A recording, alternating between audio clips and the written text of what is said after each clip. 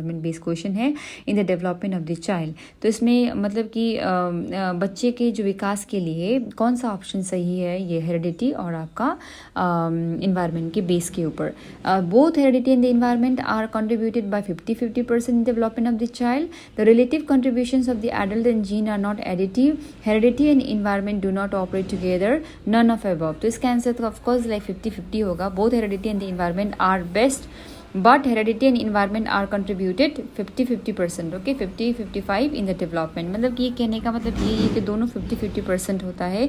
जितना role heredity का होता है एक बच्चे के विकास में, यानी आनुवंशिकता का होता है, उतना ही आपका इन्वायरमेंट, पर्यावरण भी मैटर करता है, ठीक है। इसका मतलब ये है, देखिए ये वाला क्वेश्चन नंबर 6 में ना आप अच्छे से और क्लियर हो जाओगे, क्योंकि वही बेस क्वेश्चन है। कह रहा है कि इसमें थोड़ा सा कंडीशन दिया है, देखिए केस दिया है, ए 6 years old girl should exceptional sporting ability, okay, show a exceptional sporting ability and both of her parents are a sports person, send her for the coaching every day and trained her on weekend. Her capabilities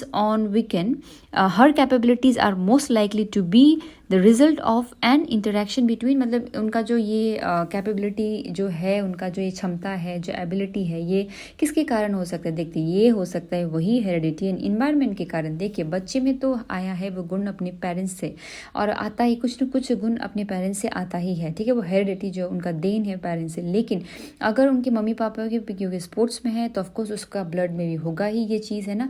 लेकिन अगर उस बच्चे को उस environment में नहीं रहेंगे, उसके जो कला है अंदर पे, उसको जो उनका जो कैपेसिटी है उनको इन्हांस कराने के लिए यदि आप इन्वायरमेंट उस तरह का उनको कोचिंग क्लासेस नहीं देंगे, इन्वायरमेंट नहीं देंगे तो नहीं होगा।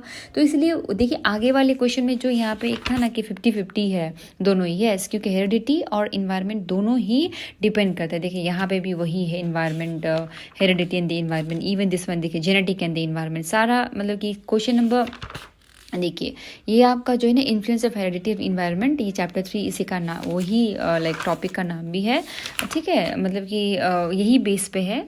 और देखिए heredity in the environment, the individual personality is a product of the both heredity in the environment. मतलब कि उनको अगर उनके पेरेंट्स के पास तो है, उनके साथ साथ यानी कि उनको वैसे इन्वायरमेंट, उनके निखार लाने के लिए वैसे इन्वायरमेंट उनको प्रोवाइड करना भी ज़रूरी है। तो दोस्तों ये आपका था चैप्टर 3।